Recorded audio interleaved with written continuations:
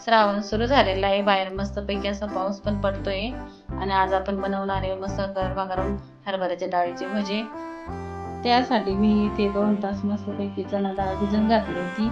त्याच्यानंतर ती स्वच्छ धुवून त्याच्यामध्ये जिरे, ओवा, बडीशेप, धने, लसूण, हळद, मीठ, मिरची टाकून मिक्सरमध्ये दळून घेतली.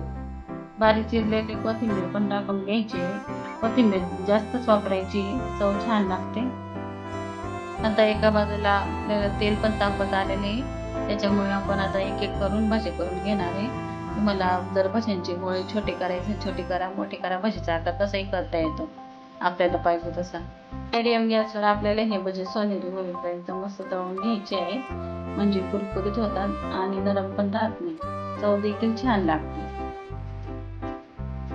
बघू शकता इथं तेलामध्ये बबल्स आहेत, म्हणजे आपली भजी अजून झालेली नाही. आपल्याला कधी पण म्हणजे भजी म्हणा किंवा कुठलाही पदार्थ त्यांना जर बबल दिसेल तर समजून घ्यायचं का तो पदार्थ झालेला नाही. बबल संपले तर समजून घ्यायचं का आपली भजी तयार आहे. आता आपली भजी झालेली आहे. मी इथे एक जाळी घेतलेली आणि खाली डिश ठेवलेली, म्हणजे जे जास्त तेल असेल ते डिशीमध्ये जाईल निघून. अशाच पद्धतीने सर्व भजी तळून घ्यायचे, म्हणजे सर्व कुरकुरीत होतात. अशाच पद्धतीने आपली भजी तयार आहे. कलर पण सुंदर छान दिसतोय आणि आवाज बघा आपला कसा कुरकुरीत आहे.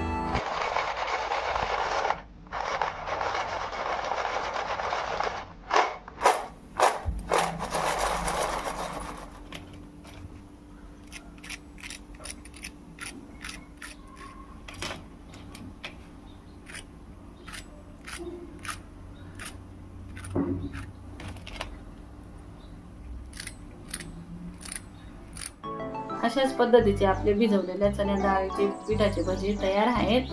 आपण तर बेसन पिठाचे भजी नेहमीच करत असतो, पण अशा प्रकारे भिजवलेल्या डाळीचे पण भजी करून बघा, नक्की तुम्हाला आवडेल.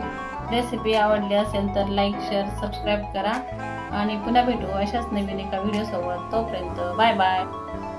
बाहेर वातावरण पण छान आहे आणि गरमागरम कुरकुरीत मस्त स्वाद घ्या. एन्जॉय.